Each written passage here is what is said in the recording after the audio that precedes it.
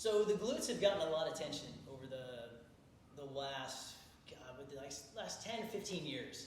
Suddenly the fitness strength community has sort of woken up to the fact that to not only prevent back pain, but to be really strong, you need strong glutes that work, that they're active.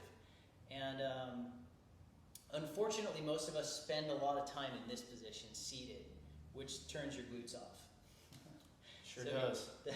The body's pretty smart, and even to your own detriment. So it will adapt to any stimulus that you give it, which is great because you can get really strong, you can fine-tune your golf swing, your body will learn, and then you've got good things. You've got skills and strength and stuff that's fun to have. But if your brain receives the signal from constant sitting that like, hey, we're doing sitting, and it's like, okay, cool.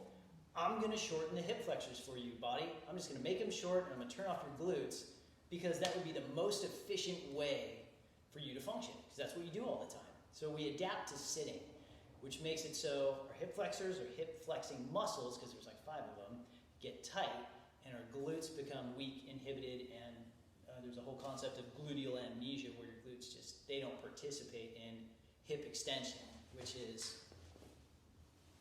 this. So when we extend our hips move forward in the golf swing, we do hip extension. It's not the early extension movement that I'm talking about. We still extend our hips without having forward movement to the ball because we rotate. What are the glutes? Where are they in the body? What do they do besides hip extension? The glutes are your butt. They can also help prevent sway and slide, but for the most part in the golf swing, they're producing power. And they are the drivers of the swing. So they create a bunch of force, you put it into the ground, and the ground shoots it back up to your body, and you put it into the ball. And if we have that glute amnesia, or if our glutes are just weak from being stretched all day, it's going to be really hard to produce a lot of power with those. And so it's important to make sure that they are working, and when you want to create hip extension, your brain isn't asking other parts of your body to do it for you.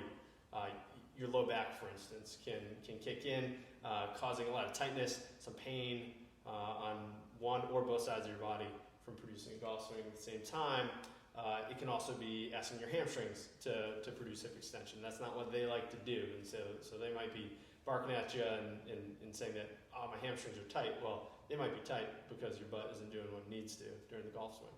So how do you test if your glutes work? We're going to go through a simple assessment of, do your glutes work? Do you over-recruit your hamstring? Do you over-recruit your lower back? And then if so, what do you do? How do we get your glutes to be reactivated and ready for golf or ready to train in the gym? So we're going to do a bridge test, a single leg bridge test, and then just maybe 2 really easy glute exercises that require no equipment. You can do them on your own. So for people who have back pain, it's really important to make sure that your glutes work and your hips are open. So hip flexor and glute, they work in opposition of each other. We want your glutes to be active, your hip flexors to be long and extensible. And if you were to look at somebody who has a lower crossed syndrome, where their hip flexors are tight and their lumbar spine is actually pulled into extension, and their muscles are tight there too, and their hamstrings are essentially on stretch or on tension. Yep. We'll see S posture, which is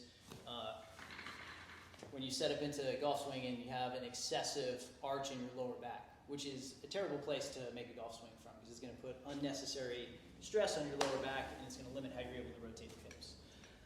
But let's go single leg bridge test. Mike's going to talk you and me through it, and then you can do it on your own. And maybe if we go slow enough, they can follow along. Nah, you can do it later. No, you can. All right. So, Chris, you're going to lay down on your back. You're going to have your knees bent. You're going to have your legs together, arms up towards the ceiling. From here, I want you to lift your hips as high as you can towards the ceiling. And I want you to extend your right leg towards the wall in front of you. From here, he's going to try to hold 30 seconds.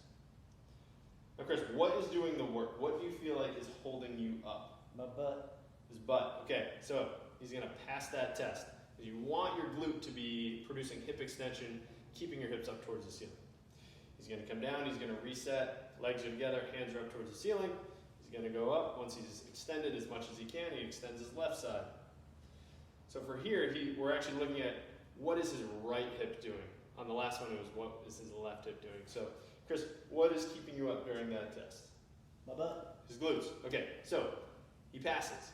But what if you were in extension, you extend one leg, and it looks like an assassin shot you in the back of the leg. All of a sudden, your hamstring is just killing you. Cramps up. Right, all right, so basically that tells us that it's not his glute that's firing. His brain and his nervous system are trying to recruit his hamstrings to try to produce hip extension. Or if his back all of a sudden seizes up, we know that same thing. His nervous system is asking part of his body that doesn't want to produce hip extension to produce hip extension. So these would be the two worst case scenarios where it's like you need to get your butt, your glutes to wake up. So cramping the hamstring, not good. Cramping the lower back or pain or discomfort in the lower back, not good. And then we'll jump into a glute activation drill, and then we can retest it. So what would we do for glute activation? First one I would go to is the clamshell. So clams are super easy. Wall or no wall? Do you recommend a wall? Just for a reference point behind it? I think a wall is helpful. I think that if you're unfamiliar with the exercise, you might want your back to be against the wall. You're going to have your heels on the wall, you're going to have your butt on the wall, you're going to have your shoulders on the wall. Okay? He's going to have his knees bent to 90 degrees, his hips bent to about 45. And Chris, you're going to keep your feet together, you're going to keep your hips stable, and you're going to lift your top leg towards the ceiling. Now Chris, where do you feel your body producing this movement from? From the hip. From the hip. From the glute. So he's feeling his glute work. If for some reason you're not quite feeling it in your butt, you can put your top hand on there to actually feel that muscle contract. It's going to be helpful. The wall prevents your hips from rolling forwards and backwards. You're going to stay upright. You're going to have the best shot at having your glutes actually do the work here instead of your low back or even sometimes your hamstring. So clams, cool. What else? Clams. And we can actually make clams a little bit harder by doing fire hydrants. So this time he's going to actually separate his feet. And so it's a little longer lever for his hip to move, a little bit more weight to move as well, if you find that the clamshell is a little easy. And to kind of reinforce the brain-body connection, we want to be doing sets of about 20 repetitions here. So that goes for both the clamshell and the fire hydrant. And so same thing, if he's feeling his hip work, we know he's doing it right. If not, he's going to put his hand there just so he can have a little bit better connection. So you can go through 20 reps on each side for 2 or 3 sets. Take your time, go slow, be smooth and controlled as you go through the movement. And then you can retest your single leg bridge test and see if you've got your glutes online or are you over-recruiting hamstring or your lower back. Now, if you didn't cramp, there's still 2 other options of things that could have happened.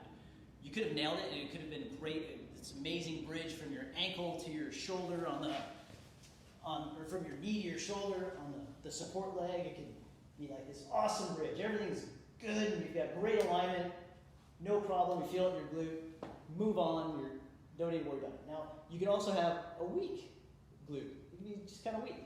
So there may be no cramping, but it's kind of saggy, kind of soft. Maybe rotate a little bit here, or maybe your hips are dropped to one side. So you may not have cramping, but you're not maintaining the standard of what would be a flying colors passing the single leg glute bridge test. So in that case, it would probably also be a really good idea to spend some time doing some glute activation with clams or fire hydrants, or even some 2-leg bridges before you do any training in the gym, or even just as great muscle activation and movement practice